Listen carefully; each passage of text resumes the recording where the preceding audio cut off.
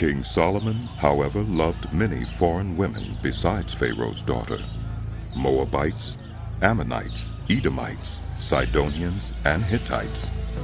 They were from nations about which the Lord had told the Israelites, "You must not intermarry with them, because they will surely turn your hearts after their gods." Nevertheless, Solomon held fast to them in love. He had 700 wives of royal birth and 300 concubines, and his wives led him astray.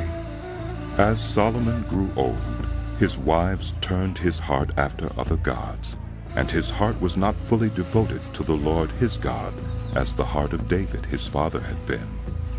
He followed Ashtoreth, the goddess of the Sidonians, and Molech, the detestable god of the Ammonites. So Solomon did evil in the eyes of the Lord. He did not follow the Lord completely, as David his father had done.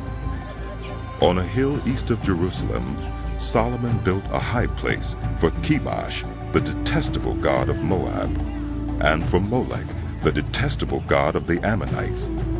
He did the same for all his foreign wives, who burned incense and offered sacrifices to their gods. The Lord became angry with Solomon, because his heart had turned away from the Lord, the God of Israel, who had appeared to him twice. Although he had forbidden Solomon to follow other gods, Solomon did not keep the Lord's command. So the Lord said to Solomon, "Since this is your attitude, and you have not kept my covenant and my decrees, which I commanded you, I will most certainly tear the kingdom away from you and give it to one of your subordinates. Nevertheless, for the sake of David your father, I will not do it during your lifetime. I will tear it out of the hand of your son. Yet I will not tear the whole kingdom from him, but will give him one tribe for the sake of David my servant, and for the sake of Jerusalem, which I have chosen." Then the Lord raised up against Solomon an adversary, Hadad the Edomite, from the royal line of Edom.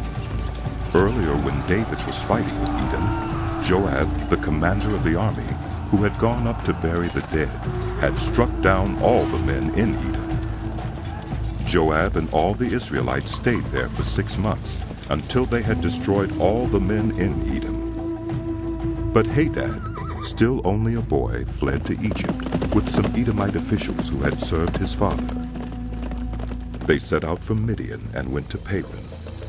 Then, taking people from Paran with them, they went to Egypt, to Pharaoh, king of Egypt, who gave Hadad a house and land and provided him with food. Pharaoh was so pleased with Hadad that he gave him a sister of his own wife, Queen Taphanes, in marriage. The sister of Taphanes bore him a son named Genubith, whom Taphanes brought up in the royal palace. There Genubith lived with Pharaoh's own children.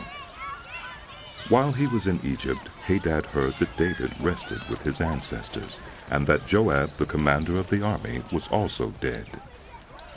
Then Hadad said to Pharaoh, "Let me go, that I may return to my own country." "What have you lacked here that you want to go back to your own country?" Pharaoh asked. "Nothing," Hadad replied. "but do let me go."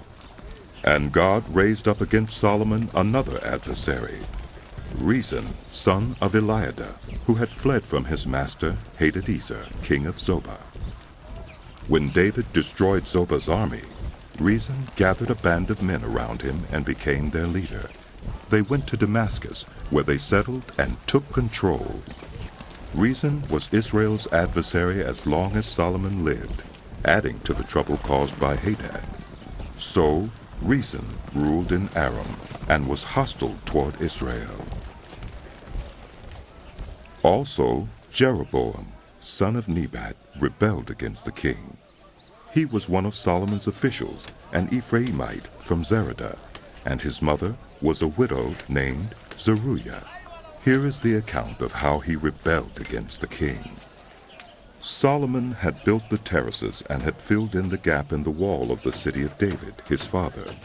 Now Jeroboam was a man of standing, and when Solomon saw how well the young man did his work, he put him in charge of the whole labor force of the house of Joseph. About that time, Jeroboam was going out of Jerusalem, and Ahijah, the prophet of Shiloh, met him on the way, wearing a new cloak. The two of them were alone out in the country, and Ahijah took hold of the new cloak he was wearing and tore it into 12 pieces. Then he said to Jeroboam, "Take 10 pieces for yourself. For this is what the Lord, the God of Israel, says. See, I'm going to tear the kingdom out of Solomon's hand and give you 10 tribes.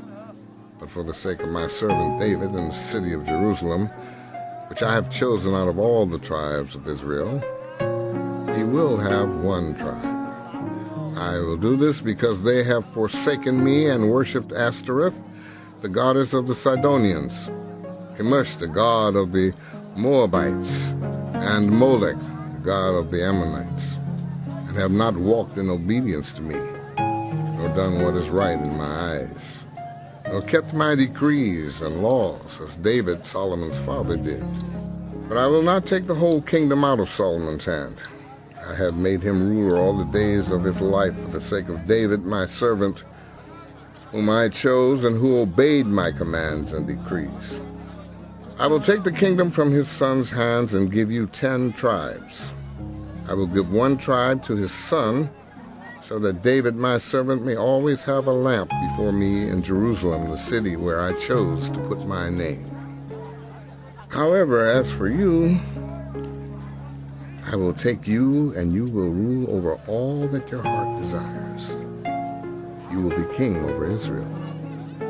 If you do whatever I command you and walk in obedience to me and do what is right in my eyes by obeying my decrees and commands, as David my servant did, I will be with you. I will build you a dynasty as enduring as the one I built for David, and will give Israel to you. I will humble David's descendants because of this, but not forever." Solomon tried to kill Jeroboam, but Jeroboam fled to Egypt, to Shishak the king, and stayed there until Solomon's death. As for the other events of Solomon's reign, all he did and the wisdom he displayed, are they not written in the book of the Annals of Solomon? Solomon reigned in Jerusalem over all Israel 40 years. Then he rested with his ancestors and was buried in the city of David, his father. And Rehoboam, his son, succeeded him.